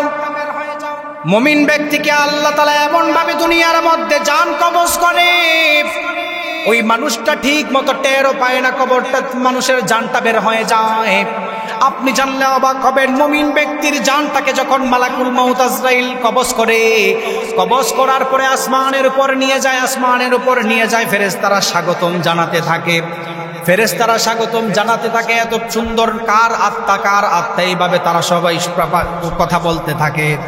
আর যেই মানুষগুলি সমাজের মধ্যে রাহাজারি করে, দেখবেন মৃত্যুর সময় কষ্ট করে, যারা সমাজের মধ্যে কোরআনকে গালি দিয়েছিল, যারা সমাজের মধ্যে কোরআনকে না মানার কারণে উলামায়ে কেরামদের সঙ্গে খারাপ ব্যবহার করেছিল, দেখবেন মালাকুল মাউত আজরাইল আলাইহিস সালাম, আল্লাহর নবী বললেন, যারা দুনিয়ার মধ্যে খারাপ কাজ করেছেন, মালাকুল মাউত আজরাইল আলাইহিস সালাম ভয়ঙ্কর রূপ নিয়ে তার সামনে বসে যায়, যেই কারণে ছটপট করতে করতে অনেক সময় প্রস্রাব পায়খানা করে দেয় মালাকুল মাউত আজরাইল আলাইহিস সালামের ভয়ানক ভঙ্গির কারণে। আল্লাহর নবী বললেন, যারা পাপিষ্ঠ আত্মা তাদেরকে আল্লাহ তাআলা মাটির মধ্যে নিক্ষেপ করে দেয়, যারা পাপিষ্ঠ আত্মা তাদের রূহকে মাটির নিচে ফেলায় দেয়, এমন জোরে ঢিল মারে, মাটি ফাটতে ফাটতে নিচে চলে যায়, কষ্ট আর কষ্ট। আপনি কি মনে করছেন আজরাইল আলাইহিস সালাম যখন মানুষের রূহ কবজ করবেন, শেষ আর কিছু নেই? আছে, সবকিছু বাকি আছে, কবরের আযাব বাকি। ওই যে আল্লাহ তাআলা বলেন, ওয়ামান আ'রাদা আন যিকরি ফাইন্না লাহু মাঈশাতান দনকা। দনকা এর ব্যাখ্যায় মুফাসসিরিনে কেরাম বলেন, কবরকে সংকীর্ণ করা, কবরের আযাব শুনে। যেই মানুষগুলি দুনিয়ার মধ্যে রাহাজারি করে, যেই মানুষগুলি দুনিয়ার মধ্যে রাহাজারি করেছে, মানুষদের উপর অন্যায় অত্যাচার করেছে, তাদেরকে যখন কবরের মধ্যে রাখা হবে, কবরের আযাবটা শুরু হয়ে যায়। অথচ আমাদের সমাজের যুবক ভাইরা রাতের অন্ধকারে হেডফোন লাগিয়ে কানের মধ্যে গুনাহের গান বাজায় দেয়। একবারও তো চিন্তা করলেন, ও যুবক ভাই, রাতের অন্ধকারে যে আপনি হেডফোন লাগায়া হলিউড বলিউডের গান শুনতেছেন, বিভিন্ন ধরনের খারাপ ভিডিও দেখতেছেন, একবারও তো আপনি চিন্তা করা উচিত ছিল, আপনার কানে যখন হেডফোন লাগানো খারাপ ভিডিও দেখা অবস্থায় যদি মালাকুল মাউত আজরাইল আলাইহিস সালাম হাজির হয়ে যায়, আমাদের অবস্থাটা খুব ভয়ঙ্কর হয়ে যাবে। আল্লাহ তাআলা বলেন, যাদেরকে জাহান্নামে দেওয়া হবে, কবরের মধ্যেই তার আযাব শুরু হয়ে যাবে, হাসরের ময়দানে তাকে লাঞ্ছিত করে তোলা হবে। ওয়া নাহশুরুহু ইয়াউমাল কিয়ামাতি আ'মা। হাসরের ময়দানে আল্লাহ তাআলা ওই মানুষদেরকে অন্ধ অবস্থায় হাজির করবেন লাঞ্ছিত করার জন্য। একবারও তো চিন্তা করেন নাই, রাতের অন্ধকারে হেডফোন লাগায় আপনি অন্ধকার ঘরের মধ্যে গুনাহ করতেছেন, উলামায়ে কেরাম বয়ান করতেছেন, কখনো তুমি ফ্রি মিক্সিংয়ে যাইও না। কিন্তু দুঃখজনক বিষয় হচ্ছে আমাদের সমাজে ছেলে মেয়ে একসাথে চলাফেরা করে, যেই কারণে এখন জিনার গণহারটা বেড়ে গেছেন, ঠিক কিনা বলেন? সমাজের মধ্যে জিনা বেড়ে গেছে, পাপাচার বেড়ে গেছে। কারণ কি জানেন? এর কারণ আমরা সমাজের মধ্যে ইসলাম প্রতিষ্ঠিত করতে পারি না, ঠিক কিনা বলেন? আপনাদেরকে নতুন একটা কথা বলে যাই, এই পেকুয়াতে এই মাইক লাগায়া হাজার হাজার বছর আলেম ওলামারা ওয়াজ করবেন, এলাকা থেকে সুদ বন্ধ হবে না। সারাদিন ওয়াজ করলেও ঘুষ বন্ধ হবে না, সারাদিন ওয়াজ করলেও আপনার পরকিয়া বন্ধ হবে না, যতক্ষণ পর্যন্ত কোরআনকে আপনি পার্লামেন্টে না নিতে পারেন, ঠিক কিনা বলেন? ঠিক কিনা? আপনি যদি মনে করেন কোন মানুষ, কোন আল্লাহওয়ালা মানুষ যদি পার্লামেন্টের প্রেসিডেন্ট হয়ে যায় আর গিয়ে কোরআনের সংবিধান বাস্তবায়ন করে, যদি আইন করে, পেকুয়া এলাকাতে কেউ যদি এক ওয়াক্ত নামাজ মিস করে ৫,০০০ টাকা জরিমানা, ৩ মাসের জেল, আপনি কি মনে করেন পেকুয়া জামে মসজিদ আর খালি থাকবে? কি মনেন থাকবে? এলাকা থেকে সুদের কারবার বন্ধ করে দিলেন রাষ্ট্রীয়ভাবে, থাকবে? থাকবে না। তাহলে বোঝা গেল রাষ্ট্র চালানোর ক্ষেত্রেই আমাদের গন্ডগোল সমাজের মধ্যে বেশি, ঠিক কিনা বলেন? এই জন্য কোরআন ওয়ালাদেরকেই সংসদে নিতে হবে, যারা কোরআনের হক কথা বলতে পারে, কোরআনের হক বুঝে, কোরআনের আইন বুঝে, যারা কোরআন বুঝে ইসলাম দিয়ে ইসলামকে সমাজ চালু করতে পারবে, তাদেরকেই সংসদে দেখতে চাই, ঠিক কিনা বলেন? ঠিক কিনা বলেন? তাদের কি দেখতে চাই? যেমন আপনাদেরকে বলি, আমরা বিশ্ববিদ্যালয়ে পড়াশোনাকালীন, অনার্স করাকালীন, আপনাদের বাংলাদেশের বর্তমান অন্তর্বর্তীকালীন সরকার ধর্মীয় উপদেষ্টা ডক্টর আফম খালেদ হোসেন আমার উস্তাদ, ওনার কাছে আমরা বিশ্ববিদ্যালয়ে পড়াশোনা করেছি। আমরাই আন্তর্জাতিক ইসলামী বিশ্ববিদ্যালয়ের ওনার প্রথম ছাত্র এবং শেষ ছাত্র। আমাদের বেচের পরে উনি মন্ত্রী হয়েছে। আপনারা খেয়াল করেছেন কিনা জানি না, একজন আলেম উনি দেখাই দিয়েছেন, মন্তব্য থাকতেই পারে, ওনার বিভিন্ন কাজ মন্তব্য থাকতেই পারে, সেটা বাদ, ভালো কাজগুলি বলেন। স্বাধীনতার পরে এই প্রথম কোন মন্ত্রী ক্যামেরার সামনে দাঁড়ায়া বলতেছেন, আমার মন্ত্রণালয়ে থাকা অবস্থায় যদি হজের কারবারিতে কেউ 1 টাকা চুরি করে খায়, সরাসরি ফাঁসি দিবে, ঠিক কিনা বলেন? এই কথা বলছি কি বলছে না? এই কথা একমাত্র আল্লাহওয়ালা আলেমদের মাধ্যমেই সম্ভব কথা বলা, কিন্তু চোর বাটপার নেতা দিয়ে এই কথা বের হবে না কখনো, ঠিক কিনা বলেন? ঠিক কিনা বলেন? আপনি সারা জীবন ওয়াজ করবেন, কাজ হবে না। সারা জীবন ওয়াজ শুনবেন, কাজ হবে না। কিন্তু পার্লামেন্টে কোরআন নিতে হবে। পার্লামেন্টে কোরআন নিলে অটোমেটিক জিনা, ব্যভিচার, পরকিয়া সবকিছু বন্ধ হবে, সবকিছু। মা বাবাকে ছেলেরা বৃদ্ধাশ্রমে দিয়ে আসে। যে কথা বলতেছিলাম, মানুষ যখন সমাজের মধ্যে রাহাজারি করবেন, আল্লাহ তাআলা কবর থেকেই তার শাস্তি দেওয়া শুরু করবেন, কবর থেকেই শাস্তি দেওয়া শুরু করবেন। আর মানুষ যখন ভালো কাজ করবেন, কবর থেকেই আল্লাহ তাআলা শান্তি দেওয়া শুরু করবেন। সুবহানাল্লাহ। রাহাজারি করার পরে যারা দুনিয়া ত্যাগ করে, যারা কবরের মধ্যে চলে যায়, কবরের আযাব আল্লাহ তাআলা শুরু করে দেয়। হাসরের ময়দানে যখন মানুষদেরকে আবার হাজির করা হবে, ও যুবক ভাইরা, একবারও তো চিন্তা করেন নাই আপনি রাতের অন্ধকারে হেডফোন লাগায় আপনি গুনাহের সাথে লিপ্ত হয়েছেন? ও মা বোনেরা, আপনি আপনার স্বামী রেখে আপনি পরকীয়ার সাথে লিপ্ত হয়েছেন, একবারও আপনি চিন্তা করেন নাই? হাসরের ময়দানে যখন আল্লাহ তাআলা মাথার আধাত উপরে সূর্যটাকে আল্লাহ তাআলা টাইনা আয়না দিবেন, সূর্যের তাপের কারণে তাদের মগজগুলি ভাতের মারের মতো টকবক টকবক করে উঠতে থাকবেন, একবারও তো চিন্তা করেন নাই? হাসরের ভয়াবহতা এমন ভয়ঙ্কর হবে, আল্লাহ তাআলা দুনিয়ার মানুষদেরকে বললেন, ও মানুষেরা, হাসরের ময়দানের ভয়াবহতা এমন একটা ভয়াবহতা হবে, যেই ভয়াবহতা যদি কোনো নবজাতক শিশুও দেখে সঙ্গে সঙ্গে বৃদ্ধ হয়ে যাবে, সঙ্গে সঙ্গে বৃদ্ধ হয়ে যাবে। আল্লাহ তাআলা বলেন, ফাকাইফা তাত্তাকুনা ইন কাফারতুম ইয়াওমা ইয়াজআলুল ওয়ালদানা শিবা। হাসরের ময়দানের ভয়াবহতা যদি দেখো, 1999 জন জাহান্নামীকে যখন তোলা হবে, ওই সিস্টেমটা দেখার পরে নবজাতক শিশুটাও বৃদ্ধ হয়ে যাবে, এমন কঠিন অবস্থা হবে। আপনি তো একবারও চিন্তা করেন নাই কবরের জগৎটা অন্ধকার একটা জগৎ? একবারও তো আপনি চিন্তা করেন? আমি যে পড়ছি, আমি বিশ্ববিদ্যালয়ে থিসিস করার সময়, আসলে আমি কোরআনিক সায়েন্স ডিপার্টমেন্টের ছাত্র, কোরআন ও বিজ্ঞানের উপরে আলোচনা করা অভ্যস্ত। আমার আলোচনা চলে যায় ওই দিকে, যেহেতু আয়াতটা বলছি 1900 সালের পরে এই আয়াত নিয়ে রিসার্চ হয়েছে। ফাকাইফা তাত্তাকুনা ইন কাফারতুম ইয়াওমা ইয়াজআলুল ওয়ালদানা শিবা। আমি বিশ্ববিদ্যালয়ে থাকা অবস্থায় আল খালিক ওয়া ইলমুল কাউনিয়াত, স্রষ্টা ও সৃষ্টি তত্ত্বের উপর থিসিস লিখতে গিয়ে এই আয়াতের উপর থিসিস লিখেছি। থিসিস লিখতে গিয়ে দেখলাম 1906 সালের পরে একজন বিজ্ঞানী দাবি করেছেন, মানুষ জোয়ান কালেও টেনশনে পড়লে চুল দাড়ি পাকে। আছে না না এরকম? এরকম আছে না হযরত? যেমন আমার বয়স কম কিন্তু চুলদারি লাল হয়ে যাচ্ছে, এটাই বাস্তব। অনেক যুবক ভাই আছে চুলদারি পেকে যাচ্ছে। শুনে রাখেন, বিজ্ঞান 2006 সালে মানুষদেরকে জানাইছেন টেনশনে পড়লে চুলদারি পাকতে পারে। কিন্তু আপনি তো আপনার সন্তানকে মাদ্রাসায় দেন না, ওলামায়ে কেরামদের সাথে সম্পর্ক রাখতে চান না, জানলে অবাক হবেন। বিজ্ঞান 2006 সালে জানানোর পরে বিজ্ঞানীকে নোবেল দেওয়া হয়েছে, এই তথ্য দিয়েছেন টেনশনে পড়লে মানুষের চুল পাকে। অথচ আল্লাহ রাব্বুল আলামিন ১৫০০ বছর আগে সূরাতুল মুজাম্মিলের ১৭ নম্বর আয়াতে বলেন, ফাকাইফা তাত্তাকুনা ইন কাফারতুম ইয়াওমান ইয়াজআলুল ওয়িলদানা শিবা।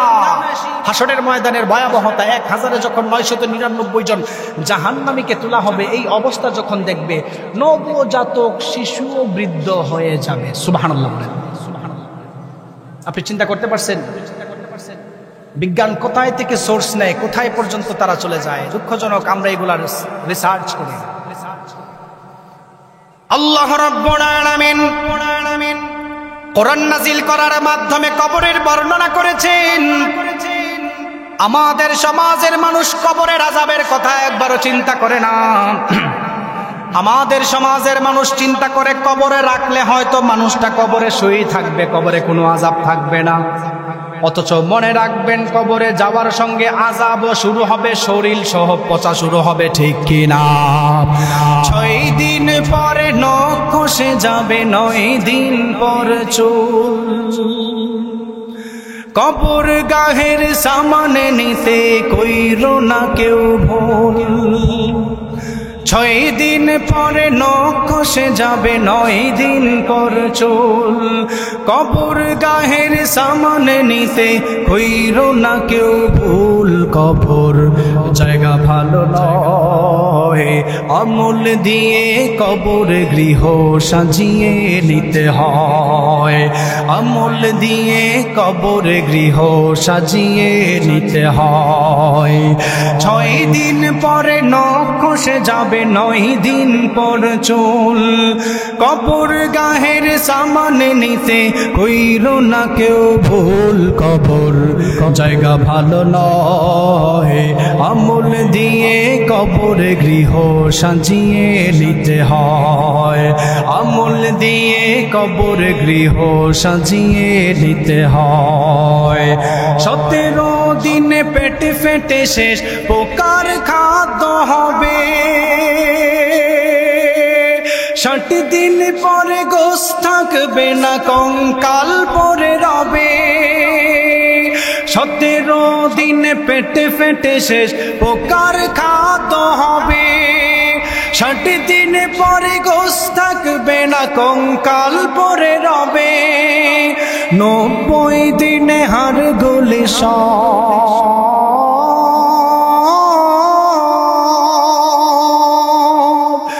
৯০ দিনে হাড়গুলি সব আলাদা হয়ে রয়। কবর জায়গা ভালো নয়, আমল দিয়ে কবর গৃহ সাজিয়ে নিতে হয়। ৬ দিন পরে নখ খসে যাবে, ৯ দিন পর চুল। কবর গাহের সামানে নিতে হইরো না কেউ ভুল। কবর জায়গা ভালো নয়, আমল দিয়ে কবর গৃহ সাজিয়ে নিতে হয়। দেহের চেয়ে অহম বড়, লোভ লালসার পাহাড়। হিংসায় জ্বলে বিবেক তোমার, নফসের কালো আহার। হামান কারণ সবারিয়ে,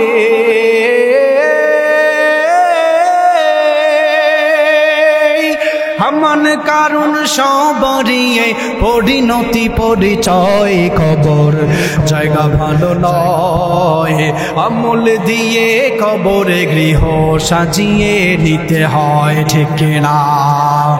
মানুষদেরকে যখন জাহান্নামে দেওয়া হবে, জাহান্নামের ফেরেশতা মানুষদেরকে প্রশ্ন করবে, না যুবকে, তাকাদু তামাইয়াজু মিনাল গায়জি কুল্লামা উলকিয়া ফিহা ফাওজুন সাআলাহুম খাযানাতুহা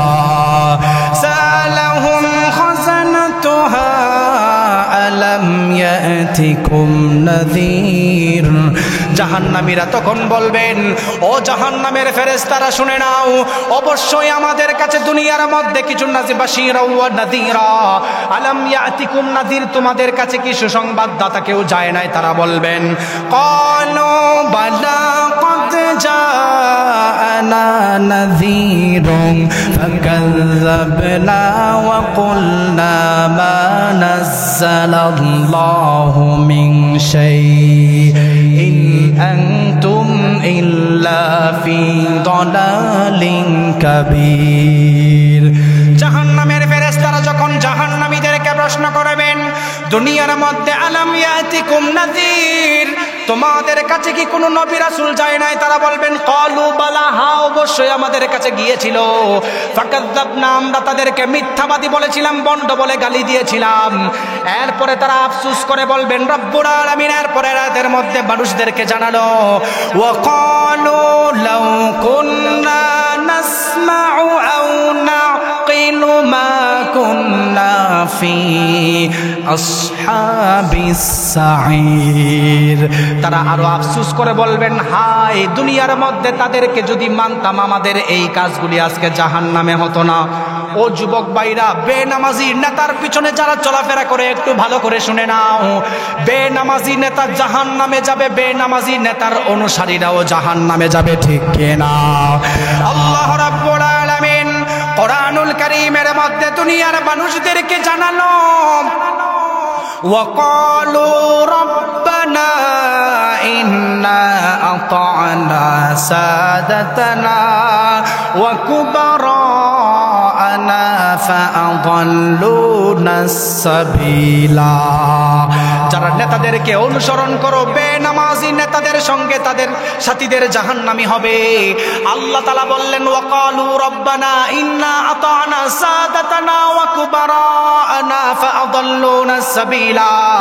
বেনামাজি নেতাদেরকে তারা সেদিন উল্লেখ করে বলবেন, ওগো আল্লাহ, আপনি তাই নেতাদেরকে অনুসরণ করেছিলাম, এই নেতাদের কারণে জাহান্নামে আসছে, তাদেরকে দ্বিগুণ বিচার করেন। তখন অনুসারীরা আল্লাহর কাছে এই কথা বলবেন। আল্লাহ তাআলা তাদের কথাটা কোরআনের মধ্যে তুলে ধরেছেন, রব্বানা আতিহিম যিফাইনি মিনাল আযাবি ওয়ালআনহুম লা'নান কাবীরা। অনুসারীরা সেদিন বলবেন, ওগো আল্লাহ, দুনিয়ার মধ্যে এই নেতাদেরকে মানার কারণে ওলামায়ে কেরামদেরকে গালি দিয়েছিলাম, ওলামায়ে কেরামদেরকে জঙ্গি বলেছিলাম, বুঝতে পারি নাই গো আল্লাহ, আমাদেরকে যেই শাস্তি দিবেন, রব্বানা আতিহিম যিফাইনি মিনাল আযাবি ওয়ালআনহুম লা'নান কাবীরা। আল্লাহ তাআলা এই সমস্ত মুনাফিক মার্কার নেতাদেরকে দ্বিগুণ আযাব বাড়ায়া দেন। এই জন্য যুবক ভাইরা, আজকের এই আলোচনা থেকে আমাদের শিক্ষা হবে, আমরা বেনামাজি নেতাদেরকে আর নেতা মানব না, ঠিক কিনা? আর বেনামাজি নেতার সঙ্গে সম্পর্ক কেন? টাকা দিছে, আমি প্রথমেই বলছি, ইন টার্মস অফ পাওয়ার, রাজনৈতিক ক্ষমতা থাকলেই আপনি কখনো সফলতা অর্জন করতে পারবেন, বরং আল্লাহর কাঠগড়ায় যদি জাহান্নাম থেকে বেঁচে জান্নাতে যেতে পারেন, তবেই আপনি সফলতা অর্জন করেছেন। তাহলে আমার ওয়াজ আমি কাউকে টার্গেট করে বলি না, আমি এত দূর থেকে আসছি, টার্গেট করে ওয়াজের দরকার নাই। আমি ওয়াজ করছি কোরআন হাদিস দিয়ে, যারা চোর বাটপার তাদের শরীরে লাগবে, ঠিক কিনা বলে? কোরআন হাদিসের ওয়াজ করতে গিয়ে যদি সুদখোরের শরীরে লাগে, এটা আমার দেখার বিষয় না, ঠিক কিনা বলেন? কোরআন হাদিসের ওয়াজ করার কারণে যদি বেনামাজি নেতার শরীরে আগুন লেগে যায়, এটা আমার দেখার বিষয় না, ঠিক কিনা বলেন? ঠিক কিনা বলেন? এজন্য যে কথা বলতেছিলাম, আমাদেরকে আল্লাহ তাআলা দুনিয়াতে প্রেরণ করছেন, দুনিয়াতে প্রেরণ করার পরে আমরা, আল্লাহ তাআলা বলছেন, লাকাদ খালাকনাল ইনসানা ফি আহসানি তাকওয়িম। আল্লাহ তাআলা উত্তম স্ট্রাকচার দিয়ে মানুষদেরকে বানাইছেন। আরেকটা উদাহরণ দিয়ে আলোচনা মনে চলে আসছেন, আমি ছেড়ে দিই। উদাহরণ দিই, গত 2 বছর আগে সারা পৃথিবীতে একটা গাণিতিকভাবে একটা তথ্য চড়েছে। সারা পৃথিবীর 10টা ভয়ঙ্কর হিংস্র প্রাণীর লিস্ট করা হয়েছে। কয়টা? আপনারা আমার ওয়াজ মনে বুঝেন না, কয়টা? আরো জোরে বলেন, আরো জোরে বলেন। সারা পৃথিবীর 10টা হিংস্র প্রাণীর লিস্ট করা হয়েছে। কন্ট্রিবিউটার্স খুলে দেখবেন, সারা পৃথিবীর 10টা হিংস্র প্রাণীর মধ্যে সর্বপ্রথম হিংস্র প্রাণীর নাম লিখাইছেন মশা, যাকে একটা থাপ্পড় দিলে হাড্ডি গুড্ডি ভেঙে যায়, ঠিক কিনা বলেন? যার কারণে সারা পৃথিবীতে 7,50,000 মানুষ মারা যায়। প্রতি বছরে। দ্বিতীয় নাম্বার, সারা পৃথিবীর সবচাইতে ডেঞ্জারাস প্রাণী, খারাপ প্রাণী হচ্ছে মানুষ, যাদের দাঙ্গা হাঙ্গামার কারণে সারা পৃথিবীতে প্রায় 5.5 লক্ষ মানুষ প্রতি বছর হত্যা হয়, মারা যায় মানুষের দাঙ্গা হাঙ্গামার কারণে। তৃতীয় নাম্বার, সারা পৃথিবীর সবচাইতে খারাপ প্রাণীর মধ্যে নাম লেখাইছেন সাপ, যাদের কামড়ের কারণে সারা পৃথিবীর মধ্যে 3.5 লক্ষ মানুষ মারা যায়, বিশেষ করে ব্রাজিল, আফ্রিকার মধ্যে। চতুর্থ নাম্বার, সারা পৃথিবীর সবচাইতে হিংস্র প্রাণীর মধ্যে অন্যতম প্রাণী হচ্ছে কুকুর, যার কারণে 1,55,000, কেউ কেউ বলেন 1,57,000, 1,77,000 মানুষ মারা যায়। যেমন বিগত 1 বছর আগে চট্টগ্রাম এক খতিব সাহেবকে কুকুরের বাচ্চা একটা আঁচড় দেওয়ার কারণে পাগল হয়ে মারা গেছে, শুনছিলেন আপনারা? আমি এই গবেষণা বলা এটা অন্য কিছু না, শুধু এটাই বলতেছি, সারা পৃথিবীর ভয়ঙ্কর প্রাণী হিসাবে মশা 1 নাম্বার। আমার কোনো দুঃখ নাই, কিন্তু দুঃখজনক বিষয় হচ্ছে আল্লাহ তাআলা কয়েক জায়গার মধ্যে কসম খেয়েছেন, ওয়াতিনি ওয়াজাইতুন ওয়াতুরি সিনিনা ওয়া হাযাল বালাদিল আমিন। আল্লাহ তাআলা কয়েক জায়গার মধ্যে কসম খেয়ে বলতেছেন, লাকাদ খালাকনাল ইনসানা ফি আহসানি তাকওয়িম। আমি আল্লাহ তাআলা মানুষদেরকে উত্তম স্ট্রাকচার, অবয়ব দিয়ে বানাইছি। আমার প্রশ্ন হলো, সারা পৃথিবীর হিংস্র প্রাণীদের মধ্যে দ্বিতীয় নাম্বার মানুষের নাম কেন লেখা থাকবে? ঠিক কিনা বলেন? এটা তো তাদের দোষ না, দোষ তো আমাদের। আমরা আপন ভাইয়ের জায়গা নিজের নামে লিখে নেই, আমরা আপন বোনের জায়গা নিজের নামে লিখে নেই, আমরা সুযোগ পাইলে আপন ছোট ভাইয়ের জায়গা দিতে চাই না, আমরা সুযোগ পাইলে বৃদ্ধ মা বাবাকে রাস্তার মধ্যে ফেলে দিয়া সেই রকম কুলাঙ্গার সমাজে আছে না নাই? এই কারণে সারা পৃথিবীর সবচাইতে ডেঞ্জারাস প্রাণীর মধ্যে নাম লেখাইছে মানুষ। এজন্য পেকুয়ার ভাইয়েরা, কক্সবাজারের ভাইয়েরা, আজকের এই আলোচনা থেকে যদি বুঝে থাকেন, নাফরমানি ছেড়ে দিতে হবে। ঠিক কিনা বলেন? নাফরমানি ছেড়ে দিতে হবে। নাফরমানি করলে দুনিয়ার মধ্যে শান্তি পাবেন না, আখিরাতেও শান্তি পাবেন না। রাসূল সাল্লাল্লাহু আলাইহি ওয়াসাল্লাম বলেন, সাহাবায়ে কেরাম শোনো, সায়াতি আলান নাসি সানাওয়াতুন খাদ্দাআত, এমন একটা জমানার মধ্যে মানুষগুলি উপনীত হবে যেই জমানার মধ্যে ইউসাদ্দাকু ফিহাল কাযিব ওয়া ইউকাযযাবু ফিহা সাদিক ওয়া ইউতামানু ফিহাল খায়েন ওয়া ইউখাওয়ানু ফিহাল আমিন। আল্লাহর নবী বললেন, শেষ জমানার মধ্যে মানুষ সত্যবাদীদেরকে মিথ্যাবাদী বলবে, মিথ্যাবাদীদেরকে মানুষ সত্যবাদী মনে করবে। ওয়া ইউখাওয়ানু ফিহাল আমিন, যারা সমাজের মধ্যে আমানতদারী তাদেরকে খেয়ানতকারী হিসেবে পরিচিত করবে। এরকম আছে না নাই? রসুলের 1450 বছর আগের হাদিস আধুনিক বিজ্ঞান দিয়ে প্রমাণ দিয়ে যায়। Through the lens of Sunnah and modern সায়েন্সের আলোকে শোনেন, রসুল বলছেন, সায়াতি আলান নাসি সানাওয়াতুন খাদ্দাআত, এমন এক জমানার মধ্যে মানুষ আসবে। ঠিক আছে, নিয়ে আসেন, আমার সমস্যা নেই, আসলে ছেড়ে দিব। যে কথা বলতেছিলাম, রসুল বলছেন, শেষ জমানায় ইউসাদ্দাকু ফিহাল কাযিব ইউকাযযাবু ফিহা সাদিক ওয়া ইউতামানু ফিহাল খায়েন ওয়া ইউখাওয়ানু ফিহাল আমিন। রসুলের এই হাদিসকে এমনি বলছেন। উদাহরণ দিই আপনাদেরকে, আমাদের সমাজে বর্তমান টেকনোলজি উন্নত হওয়ার কারণে এআই, আর্টিফিশিয়াল ইন্টেলিজেন্স নামের এক ফেতনা তৈরি হয়েছে, যার মাধ্যমে মানুষদের ভিডিও হুবহু বানায়া তার নামে উল্টাপাল্টা স্টেটমেন্ট বানানো সম্ভব বর্তমানে। ঠিক কিনা বলেন? যারা যুবক ভাইরা এআই সম্পর্কে জানেন, তারা দেখবেন আমাদের মা বোন যারা টিকটক করে, পরকিয়া করে, কাপল ব্লগ বানায়, ভালো করে শোনেন, সমাজের মধ্যে যেই সমস্ত যুবকরা, যেই সমস্ত মহিলারা কাপল ব্লগ করে ফেসবুকে ছাড়ে, এরা সবচাইতে বড় নির্লজ্জ বেহায়া সমাজ। ঠিক কিনা বলেন? ঠিক কিনা বলেন? আপনাদেরকে সতর্ক করি, ইউসাদ্দাকু ফিহাল কাযিব, এআই, আর্টিফিশিয়াল ইন্টেলিজেন্স 1950 সালে অ্যালান টুরিং, জন ম্যাকার্থি তৈরি করেছিল। এটা বন্ধ হয়ে গিয়েছিল ইন্টারনেট পাওয়ার কম থাকার কারণে, পরবর্তীতে চালু হয়েছে। এআই এর মাধ্যমে ভিডিও জেনারেট করে হুবহু আমার মতো ওয়াজ হুজুর করতেছেন। কিছুদিন পরে দেখবেন হঠাৎ করে মুফতি সিফাত জামিল সাহেব বলতেছেন পরকিয়া করা জায়েজ। নাউজুবিল্লাহ বলবেন। আপনি তো আমারে ফতোয়া দিবেন হুজুর কাফের হয়ে গেছে, কিন্তু আসলে যে এটা ভিডিও বানাইছে এআই দিয়ে, সেই জমানায় বলতেছে। রসুল এটাই বলছেন 1450 বছর আগে, ইউসাদ্দাকু ফিহাল কাযিব সায়াতি আলান নাসি সানাওয়াতুন খাদ্দাআত, এমন জমানা আসবে সত্যবাদীদেরকে মানুষ মিথ্যাবাদী মনে করবে। এআই এর মাধ্যমে এমন কিছু ভিডিও বানায়, কোনটা সত্য কোনটা মিথ্যা আমরা ধরতেই পারতেছি না। ঠিক কিনা বলুন? এখন মা বোন যারা ফেসবুকে ছবি ছাড়েন, আপনাদেরকে আমি অ্যালার্ট করে যাই, আর 3 থেকে 4 বছর দেখেন, ফেসবুকে যারা ছবি ছাড়তেছেন মা বোন, আপনাদের চেহারা দিয়ে খারাপ খারাপ ভিডিও বানায়া প্রতিনিয়ত আপনাদেরকে ব্ল্যাকমেইল করবেন। সামনে সমাজ আসতেছে, প্রতিনিয়ত আপনাদের থেকে টাকা চাইবে, ব্ল্যাকমেইল করবে, সামনে সমাজ আসতেছে। রসুলের হাদিস যদি through the lens of Sunnah and modern science, অর্থাৎ রসুলের হাদিস এবং বিজ্ঞানের সাথে কানেক্ট করেন, দেখবেন সুন্দর সুন্দর কথা বের হবে। রসুল সাল্লাল্লাহু আলাইহি ওয়াসাল্লাম বলেন, সাহাবায়ে কেরাম শোনো, এমন একটা জমানার মধ্যে মানুষ উপনীত হবে, ইউশিকু আইয়াতি আলান নাসি জামান লা ইয়াবকা মিনাল ইসলামি ইল্লা ইসমুহু, শেষ জমানার মধ্যে মানুষ ইসলাম শুধু নামে মানবে, কাজে মানবে না। বর্তমান সমাজে আমাদের যেটা হয়েছে, ঠিক কিনা বলেন? মসজিদের মধ্যে ইসলাম ঢুকায় রাখে, আমাদের সমাজের কিছু সেকুলার টাইপের মানুষ আছে, মনে কষ্ট নিয়েন না। হুজুর আপনি রাজনীতি করবেন মসজিদের ভিতরে, মসজিদের বাহিরে রাজনীতি করা যাবে, এরকম মানুষ আছে না নাই? আচ্ছা বলেন তো দেখি, আল্লাহ তাআলা যদি সারা পৃথিবীর 8 থেকে 900 কোটি মানুষের জীবন ব্যবস্থা আল্লাহ তাআলা দিছেন, খাবার দিছেন, আল্লাহ তাআলা বাংলাদেশের মতো একটা দেশকে ইসলামী রাষ্ট্র কিভাবে চালাবেন আল্লাহ এটা কোরআনে দেন নাই? আপনি তো এটা বিশ্বাস করেন, বিশ্বাস করার পরেও কেন আপনি আপনার বাপ দাদার কাছ থেকে রাজনৈতিক গণতান্ত্রিক ভিক্ষা করেন? তার মানে বোঝা গেল লা ইয়াবকা মিনাল কুরআনি ইল্লা রাসমুহু, লা ইয়াবকা মিনাল ইসলামি ইল্লা ইসমুহু। কোরআনটা শুধু মানি বলতে অক্ষর গুণে পড়তেছে আলহামদুলিল্লাহি রাব্বিল আলামিন আর রহমানির রহিম মালিক ইয়াউমিদ্দিন। আল্লাহ তাআলা এখানে খেলাফতের কথা বলছেন, আমরা এগুলো বিশ্বাস করতে চাই। আছে না এরকম? এজন্য যে কথাগুলি বলছি সেই কথাগুলির উপর আপনাকে আমাকে বিশেষ করে বর্তমান যে কথাগুলি বলেছি সেই কথাগুলির উপর গবেষণা বাড়ানোর, নিজেরাও গবেষণা করবেন। আমি ওয়াজ করে চলে গেলাম, রেফারেন্স খুঁজবেন, রেফারেন্স। জনসচেতনতা প্রয়োজন। আমরা এখানে বসে উল্টাপাল্টা কথা বলার সময় এখন আর নাই, কারণ এখনের মানুষ শিক্ষিত মানুষ, বলার পরে তারা রেফারেন্সও খুঁজে পায়, ঠিক কিনা বলেন? এজন্য পড়াশোনার সাথে লিপ্ত থাকেন। যেই জাতি যত পড়াশোনার সাথে লিপ্ত আছেন সেই জাতি তত উন্নত হয়েছেন। আমাদেরকে ইংরেজরা 190 বছর রাজত্ব করেছেন। কত বছর? বুঝেন নাই? 190 বছর। 190 বছর ইংরেজরা রাজত্ব করার আগে বাংলাদেশ সহ সাবকন্টিনেন্টাল দেশগুলা সারা পৃথিবীর মধ্যে 7 নম্বর ধনী দেশ ছিল। আলহামদুলিল্লাহ বলতেন ছিল।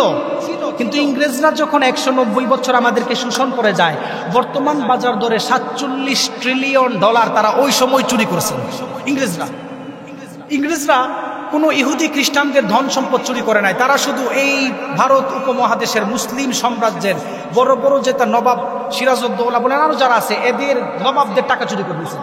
আপনি ইংল্যান্ডকে সভ্যতার দেশ বলেন?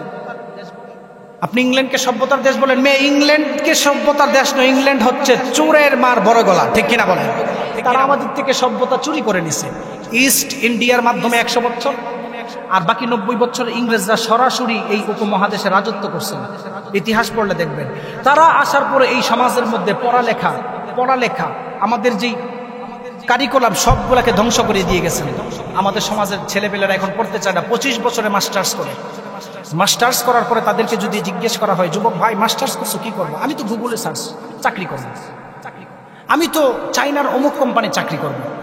আমাদের ভিতরে চাকরি করা, মানুষের গোলামি করা ইংরেজরা শিখাইছেন, আমরা উদ্যুক্ত হতে পারতেছি না। যে কারণে যুব সমাজ এখন ধ্বংসের পথে, যুব সমাজ ধ্বংসের পথে, আর ওলামায়ে কেরাম ধ্বংসের পথে হচ্ছে যেই জমানা থেকে বিজ্ঞান চর্চা ছেড়ে দিয়েছেন, ঠিক কিনা বলেন? আপনি জানলে অবাক হবেন। আমি আলোচনা শেষ করতেছি, হুজুরকে নিয়ে আসেন, আলোচনা শেষ করে দেই। এগুলো অনেক বিস্তারিত আলোচনা, ইতিহাস। আস-সাকাফাতুল ইলমিয়াতুল মুআসারা এর আলোকে যদি তাফসীর করা হয়, একজন মুফাসসিরের কয়েকটা গুণ লাগে, এর মধ্যে সর্বশেষ হচ্ছে আস-সাকাফাতুল ইলমিয়াতুল মুআসারা। আমার পূর্বের জমানার থিসিস, বর্তমানে কি ঘটতেছে এটার থিসিস, সামনে কি ঘটবে সবকিছু মিলাইয়া কোরআন হাদিসের আলোকে ওয়াজ করা, তারপর মুফাসসিরের গুণ হয়, ঠিক কিনা বলেন? এই যে হযরত আছেন এখানে, আপনি জিজ্ঞেস করে নেবেন। যে কথা বলতেছিলাম, মুসলমানরা বিজ্ঞান চর্চা ছেড়ে দেওয়ার পরে মুসলিম জাতি ধ্বংস হয়েছে। মুসলিম জাতি যখন স্পেন মুসলিমদের দখলে ছিল, আব্বাস বিন ফেরনাস, জাবির ইবনে হাইয়ান, আবুল কাসেম আল জাহরাবি রহমতুল্লাহি আলাইহির ইতিহাস পড়বেন। পৃথিবীতে 16 চিকিৎসা আবুল কাসেম চেহারাবি রহমতুল্লাহ আলাইহি করছেন, চিকিৎসা বিজ্ঞান আনছেন। আমাদের সমাজে সবচাইতে বেশি চোখের ছানি অপারেশন হয় না? চোখের ছানি অপারেশন কে তৈরি করে? আপনি তো কোরআন পড়তেছেন। আমরা আলেম ওলামারা বিজ্ঞান চর্চা ছেড়ে দেওয়ার কারণে অধপতনে নামছে। শুনেন, সর্বপ্রথম চোখের ছানি অপারেশন আল মাউসিলি নামের একজন আলেম সুই দিয়ে চোখের পানি শোষণ করে নিতেন, ছানি অপারেশন বের করছেন। সুবহানাল্লাহ করবেন। পৃথিবীর সবচাইতে, আমার আলোচনার বাহিরে, তারপরে বলতেছি সচেতনতার জন্য, ইংরেজরা কি করে গেছে। পৃথিবীর সবচাইতে এখন বর্তমান দামি লিকুইড, তেলের পরে সবচাইতে বেশি বর্তমান বাজারে কফি উৎপন্ন কোথা থেকে হলো? গবেষণা করেন। The enduring legacy of Muslim civilization, আপনার মুসলিম সিভিলাইজেশন খোলেন। যে কথা বলতেছিলাম, আমার আলোচনার বিষয় এটা না, যেহেতু আসছে বলতেছি পড়াশোনার দরকার। আমাদের গবেষণার দরকার। আমরা যত গবেষণা করব, আমরা ইহুদি খ্রিস্টানদের সঙ্গে তত স্ট্রংলি ভাবে লড়তে পারবো, ঠিক কিনা বলেন? আল্লাহ তাআলা আমাদের সবাইকে বুঝার তৌফিক দান করুক। যেই কথা বলছি প্রথম থেকে শেষ পর্যন্ত যদি কোনো ভুল থেকে থাকে আল্লাহ তাআলা মাফ করুন। আপনাদের কাছে ক্ষমার নজরে আমি আপনাদের থেকে বিদায় নিচ্ছি, অনেক দূর থেকে আসছি। আবার কালকে রাত 9টায় ব্রাহ্মণবাড়ি গিয়ে মাফি করতে হবে। আপনাদের যুবক ভাইরা অনেক রিকোয়েস্ট করছে, তারপর আসছে। আমি গতকালকে ব্রাহ্মণবাড়িয়া ছিলাম, প্রোগ্রাম শেষ করে আসছি। তো আমার জন্য দোয়া করবেন, আল্লাহ তাআলা যেন রাস্তাঘাটের সমস্ত